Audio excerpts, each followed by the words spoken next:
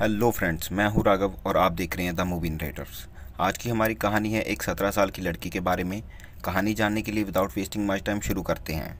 Movie की शुरुआत में हम नेडिन को देखते हैं जो भागते हुए अपने स्कूल टीचर मिस्टर बर्नर के पास जाती है और उनसे कहती है मैं सुसाइड करना चाहती हूँ, पर मुझे नहीं पता कैसे करते हैं। तो मिस्टर बर्नर कहते हैं मैं भी सुसाइड करना चाहता हूँ, मैंने अपना सुसाइड नोट भी लिख दिया है जिसमें मैंने लिखा है कि मुझे एक अपने बकवास बोरिंग स्कूल लाइफ में 32 मिनट मिलते हैं खाने के लिए जिनको एक गंदी ड्रेस वाली लड़की ख़राब कर रही है, इसलिए मैं भी मरना चाहता हूँ। ये कहकर उसकी बात को मजाक में उड़ा देते हैं। तो वो कहती है जब मैं मर जाऊंगी तो मैं नौकरी से पक्का निकाल दिया जाएगा। तो मिस्टर बर्नर कहते हैं देखते हैं क्या होता है। इसके बाद नीडन का बचपन दिखाया जाता है जहाँ नीडन की आवाज़ में हमें बैकग्राउंड में इसकी स्टोरी बताई जाती है। हमें पता चलता है कि इसका एक भाई है डैरियन जो बहुत ही होनहार है, उसके बहुत सारे फ्रेंड्स भी हैं। एंड दूसरी तरफ नीडन का कोई भी फ्रेंड नहीं है, वो हमेशा अकेली ही रहती है। छोटी सी उम्र में ही वो अपनी ज़िंदगी से परेशान होती है क्योंकि ये ज़्यादा किसी से बात नहीं करती। ऊपर से इसके स्कूल में इसको 3 लड़कियां परेशान भी करती हैं। इसकी मॉम दिखाई जाती है जिसका नाम है मोना, एंड इसको भूलने की बीमारी है। एंड इनके साथ इसका बॉन्ड अच्छा नहीं होता जैसा कि इसके अपने पिता के साथ होता है, इसलिए अपनी मॉम को भी ज़्यादा पसंद नहीं करती। पर फिर उसे एक छोटी लड़की मिल जाती है, इसका नाम क्रिस्टा है, जिसके हाथ में एक कीड़ा होता है। ये बहुत ही क्यूट वे में नीडन से कहती है कि क्या तुम इसकी दूसरी माँ बनना चाहोगी। तो ये खुशी खुशी हाँ कर देती है। हालांकि ये उस कीड़े को 2 घंटे ज्योमेट्री बॉक्स में रख के सफोकेट करके मार देते हैं, पर इसी बहाने इसकी एक दोस्त बन जाती है जिसके साथ अब ये हंसती है, खेलती है। इसके पिता इस बात से बहुत खुश होते हैं। ये दोनों बहुत मस्ती करती रहती हैं अपने घर में और ऐसे ही बचपन के सुहावने दिन बीत जाते हैं। जैसे जैसे ये जवान हो रही थी ये बिल्कुल भी सुंदर दिखाई नहीं देती थी। दूसरी तरफ डैरियन बहुत ही अट्रैक्टिव एंड हैंडसम नज़र आता था। तो ये भगवान से पूछती है कि तू है भी कि नहीं। फिर एक रात को जब ये अपने पिता के साथ बर्गर लेने जाती है तो रास्ते में इसके पिता को हार्ट अटैक आ जाता है एंड उनकी मौके पे ही डेथ हो जाती है। ये नीडिन का ज़िंदगी का बहुत ही बुरा समय होता है क्योंकि वो अपने डैड से बहुत प्यार करती थी, पर वो अब इस दुनिया में नहीं रही, जिससे ये बहुत डिप्रेस्ड हो जाती है। इस वक्त इसकी उम्र 13 साल होती है।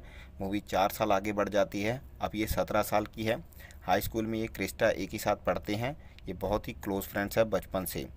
एक दिन इनकी मॉम कहीं काम से 2 दिन के लिए घर से चली जाती है तो क्रिस्टा एंड नीडिन घर पर बहुत ज़्यादा ड्रिंक कर लेती हैं, जिसकी वजह से नीडिन वॉशरूम में जाकर बहुत वॉमिटिंग करने लगती है एंड वहीं सो जाती है। क्रिस्टा वहाँ से नीचे आ जाती है, डैरियन से बातें करने लगती है क्योंकि डैरियन ने घर पे अपने दोस्तों के साथ एक पूल पार्टी रखी हुई थी रात को, और उसके साथ बातें करने लगती है। अगले दिन सुबह जब नेडिन उठती है तो वो भी नीचे आ जाती है, जहाँ वो डैरियन एंड क्रिस्टा को एक साथ बेड पे देख लेती है। इसको देख के उसको बहुत दुख होता है। बाद में ये दोनों बाहर बैठी होती हैं, तभी क्रिस्टा बताती है मुझे नहीं पता ये कैसे हुआ, मैं रात को नशे में थी, और उससे माफ़ी मांगती है। तो नीडिन उसे माफ़ कर देती है ये कह के कि ये तुम्हारी गलती नहीं है। फिर वो डैरियन के पास जाती है और उसे वार्न करती है क्रिस्टा से दूर रहने के लिए। अगले दिन जब ये स्कूल जाती है वहाँ क्लास में इसे किम नाम का लड़का मिलता है जो कि इसको पसंद करता है। इसे इस बात का पता नहीं होता। अगले सीन में डैरियन क्रिस्टा के पास जाता है और उसे प्रपोज कर देता है बिकॉज वो बहुत ही हैंडसम एंड गुड लुकिंग है। तो क्रिस्टा मना नहीं कर पाती और उसे हाँ कर देती है। इस बात से नेडिन को और भी दुख होता है, वो और भी परेशान रहने लगती है क्योंकि उसकी इकलौती फ्रेंड आज उससे दूर हो गई है बिकॉज वो अपना ज़्यादातर टाइम अब डैरियन के साथ स्पेंड करती है। एक दिन डैरियन, क्रिस्टा एंड नेडिन गाड़ी से पार्टी में पहुंचते हैं। क्रिस्टा उसको साथ आने के लिए थैंक्स कहती है तो नेडिन उसे कहती है मुझे बहुत मज़ा आएगा तुम्हारे साथ, और चाहो तो तुम लोग बाद में गार्डन में सेक्स भी कर सकते हो। तो डैरियन उसे चुप रहने को कहता है तो नेडिन उसे कहती है तुम दूसरे लड़कों से मरवाओ जाकर। यहाँ डैरियन एंड क्रिस्टा अपनी सभी फ्रेंड्स के साथ बहुत इंजॉय करते हैं, पर नेडिन आज भी परेशान है क्योंकि उसका कोई दोस्त नहीं है इस पार्टी में, वो अकेली है क्योंकि क्रिस्टा डैरियन के साथ होती है। यहाँ वो एक लड़की के साथ बात करती है, वो इसे कहती है कि तुम डैरियन की बहन हो ना, तो ये हाँ कर देती है। कुछ देर बाद वो लड़की नेडिन को कुछ कह देती है जो इसे बहुत चुभ जाती है, तो ये बाहर आ जाती है और अपनी मॉम को कॉल करती है ताकि वो उसे वहाँ से पिक कर लें घर के लिए। उसके बाद नेडिन एक दिन किम को फ़ोन करती है जो कि इसके साथ क्लास में पढ़ता है, जो कि इसे पसंद भी करता है। ये दोनों लेट नाइट थीम पार्क में घूमने जाते हैं। यहाँ ये बहुत मज़े करते हैं, बहुत घूमते हैं। पर जब किम नीडिन को किस करने की कोशिश करता है नीडिन उसे मना कर देती है, पर इनसे इनकी दोस्ती में कोई फ़र्क नहीं पड़ता। अब नीडिन के पास एक ऐसा फ्रेंड है जो इसे पसंद भी करता है। अगले दिन क्रिस्टा नीडिन के पास आती है और उसे कहती है कि तुम मुझे इग्नोर क्यों करती हो, मैं तुम्हारी फ्रेंड हूँ। पर नीडिन कहती है डैरियन तुम्हारा यूज़ कर रहा है, वो कल को तुम्हें छोड़ देगा। पर क्रिस्टा कहती है कि ऐसा नहीं होगा क्योंकि तुम्हारे भाई डैरियन ने मुझसे अपने साथ प्रॉम नाइट पर जाने का पूछा है। ये बात से नीडिन को और भी गुस्सा आता है, तो वो उसे अपने या डैरियन में से चुनने को कहती है, तो वो नहीं चुनती। ये यहाँ अपनी दोस्ती ख़त्म कर देती है क्रिस्टा के साथ। ये एक्चुअली हमारी लाइफ में होता है, दो दोस्तों में कोई तीसरा आ जाता है तो जिगरी दोस्त दोस्त नहीं रहते। क्रिस्टा से झगड़ा करके वो क्लास में ही सो जाती है। बाद में नेडिन घर आ जाती है। आकर वो डैरियन से बात करती है तो नेडिन उसे बताती है, एक दिन जब मैं सुबह उठी तो तुम अपने कमरे में बहुत रो रहे थे और तुमने रो रो के सारा तकिया गीला कर दिया था। तुम्हें उस हालत में देखकर मुझे बहुत दुख हुआ था, पर जब तुम बाथरूम गए थे तो मैंने तुम्हारा तकिया चेंज कर दिया था। दरअसल डैरियन एक बहुत ही समझदार और होनहार लड़का है। उसके डैड के जाने के बाद इसने हाई स्कूल के साथ अपने घर की सारी रिस्पॉन्सिबिलिटीज उठा रखी हैं। अगले सीन में हम देखते हैं नेडिन निक नाम के लड़के से मिलने जाती है जिसको ये बहुत पसंद करती है, पर उससे अच्छे से बात नहीं कर पाती। पर अगले दिन जब मिस्टर बर्नर अपनी क्लास में बैठे थे तभी वहाँ नेडिन आ जाती है और अपने टीचर को अपने दुख बताने लगती है। नेडिन को ऐसे अकेला देखकर उसके टीचर मिस्टर बर्नर उसकी हेल्प करना चाहते हैं। वो बताते हैं कि नेडिन उनकी फेवरेट स्टूडेंट है। तो नेडिन को ये सुनकर बहुत अच्छा लगता है क्योंकि अकेलापन बंदे को ज़िंदगी में बहुत कुछ सिखाता है। जब उसकी कोई सी थोड़ी सी भी तारीफ़ कर देता है तो उसके लिए वो अवार्ड के समान होती है। फिर नेडिन किम को ढूंढने लगती है। उसके दोस्त बताते हैं वो अपने प्रोजेक्ट पर काम कर रहा है। यहाँ एक सीन आता है जब नेडिन अपने घर पर अकेली टीवी देख रही होती है। तभी वहाँ डैरियन एंड क्रिस्टा उसके पास से निकल जाते हैं एंड क्रिस्टा एंड नेडिन आपस में कोई बात नहीं करते। यहाँ फीलिंग और भी स्ट्रॉन्ग होने लगती है जब दो में तीसरा आता है तो कैसे दोस्त दोस्त नहीं रहते। अगले सीन में हम इसको मेडिसिन लेते हुए देखते हैं जो कि डॉक्टर ने इसको तब प्रेस्क्राइब की थी जब इसके डैड चल बसे थे ताकि ये अपने दुख को भुला सके। हालांकि इसने 1 महीना खाने के बाद वो दवा छोड़ दी थी, पर आज ये फिर से उन दवा का यूज़ कर रही है क्योंकि ये अंदर से बहुत ही ज़्यादा डिप्रेस्ड है। यहाँ इसे किम का कॉल आता है, पर अपने दुख में चूर नेडिन उससे भी बात नहीं करना चाहती। पर कुछ देर बाद ये उसे कॉल करती है, उसे मिलने के लिए कहती है तो उसे अपना एड्रेस सेंड कर देता है। किम बहुत ही रिच फैमिली से बिलोंग करता है एंड इसका एक बहुत ही बड़ा आलीशान घर भी है जिसे देखकर नेडिन बहुत खुश होती है। यहाँ पे ये स्विमिंग पूल में बहुत नहाते हैं, इंजॉय करते हैं।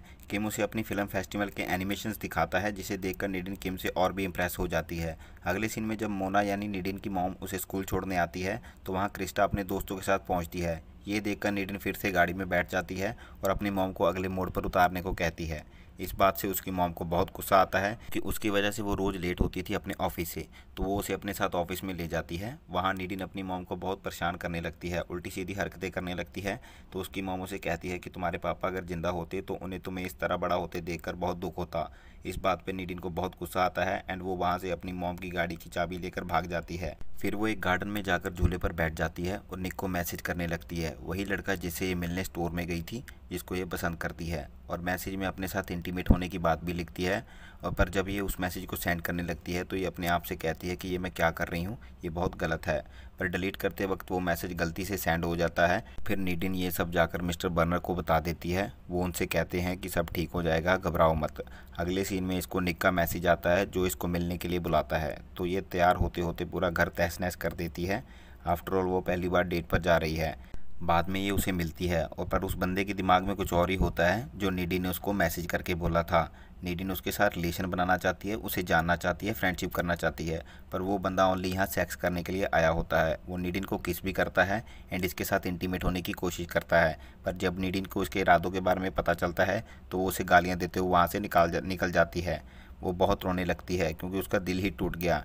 नेडिन उससे प्यार करती थी पर वो इसके साथ बस सेक्स करना चाहता था। क्या सोचा था और क्या निकला। अच्छे सच्चे लोगों के साथ ऐसा ही होता रहता है, जब उन्हें कोई हर्ट करता है तो वो रोने के अलावा कुछ कर नहीं पाते। इसलिए कहते हैं कि ज़िंदगी बड़ी कुत्ती चीज़ है। अगली सीन में मिस्टर बर्नर इसे अपने घर पर लेकर जाते हैं जहां ये उनकी बीवी और बच्चे को देखकर हैरान रह जाती है। मिस्टर बर्नर की वाइफ नेडिन से कहती है कि जो भी तुम्हारे साथ हो रहा है वो एक दिन गुजर जाएगा, सब ठीक हो जाएगा। और बताती है एक टाइम पर मैं भी इसी सिचुएशन में थी जहां पर तुम हो, पर आज देखो मैं बहुत खुश हूँ अपने पति और बच्चे के साथ। और दोस्तों यही सच्चाई है, खुश रहना सीखोगे तभी खुश रह पाओगे, नहीं तो दुखी तो तुम हो ही। मिस्टर बर्नर उसे कहते हैं इसी तरह तुम्हें भी सीखना होगा नेडिन, और उसे बाहर दिखाते हैं। बाहर गाड़ी में क्रिस्टा एंड डैरियन होते हैं। ये बाहर जाती है पर गाड़ी में क्रिस्टा को बैठा देखकर ही वो डैरियन के साथ जाने से मना कर देती है और ये भी कहती है कि तुम्हें मेरी बिल्कुल भी परवाह नहीं है, बस तुम यहाँ अपनी मॉम की नज़रों में हीरो बनने आए हो और यही करते आ रहे हो। तो डैरियन को भी बहुत गुस्सा आ जाता है। वो नेडिन से कहता है कि मेरा जीवन बहुत अच्छा है, मुझे तुम्हारी कोई परवाह नहीं है। मैं माँ का हीरो इसलिए हूँ क्योंकि मैं उनसे रात को बात करता हूँ ताकि उन्हें दवाई न लेनी पड़े। आसपास में पढ़ने के लिए कॉलेज ढूंढ रहा हूँ क्योंकि मुझे नहीं पता मेरे घर में कब क्या हो जाए, और अगर कुछ हो जाए तो मैं यहाँ संभाल सकूँ। तुम सही कहती हो कि मेरा जीवन अद्भुत है, और इमोशनल हो जाता है। एंड मिस्टर बर्नर से पूछता है क्या आप इसको घर पर छोड़ देंगे, और वहाँ से निकल जाता है। फिर मिस्टर बर्नर इसको घर छोड़ने आते हैं। यहाँ मिस्टर बर्नर गाड़ी रोककर इसे कहते हैं कि अब हम दोनों जानते हैं कि हमें क्या करना चाहिए, तो मैं सीधा सीधा तुम्हारे मुंह पर कह देता हूँ। तो नीडिन पूछती है क्या, तो मिस्टर बर्नर कहते हैं get out of my car. यहाँ घर पर आकर नीडिन देखती है कि उसकी मॉम सो रही है, तो वो डेरियन के पास जाती है और अपने आज के बिहेवियर के लिए माफ़ी मांगती है। तो एक जिम्मेदार भाई होने के नाते वो उसे गले लगाकर माफ़ कर देता है। तो यहाँ इन दोनों के रिश्ते में जो कड़वाहट थी वो भी ख़त्म हो जाती है।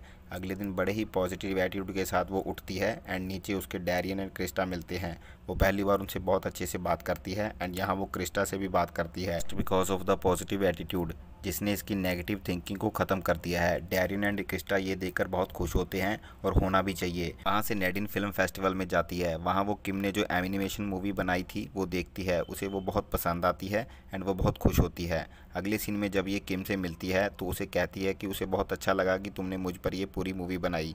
एक्चुअली अंदर जो एनिमेशन मूवी थी उसमें एक कैरेक्टर नीडन से रिलेट करता था।